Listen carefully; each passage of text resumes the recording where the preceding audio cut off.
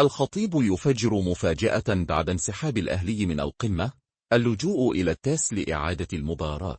في تطور مفاجئ قد يعيد رسم ملامح المشهد الكروي المصري، أعلن محمود الخطيب رئيس النادي الأهلي أن ناديه سيتقدم بشكوى رسمية لدى المحكمة الرياضية الدولية التاس، اعتراضا على عدم التزام رابطة الأندية المصرية بتعيين طاقم تحكيم أجنبي لإدارة مباراة القمة أمام الزمالك. وكانت المباراة التي كان من المقرر إقامتها أمس قد شهدت انسحاب الأهلي بسبب عدم تنفيذ قرار سابق من رابطة الأندية بتعيين حكام أجانب، وهو ما أدى إلى اعتبار الزمالك فائزا بالمباراة وفقا للقرارات التنظيمية. وأكد الخطيب في تصريحاته أن الأهلي ملتزم بقرارات رابطة الأندية التي سبق وأعلنت بشكل رسمي عن تعيين حكام أجانب للمباراة، مشددا على أن عدم تنفيذ هذا القرار يعد إخلالا بمبدأ تكافؤ الفرص. وأضاف رئيس القلعة الحمراء أن النادي سيتجه إلى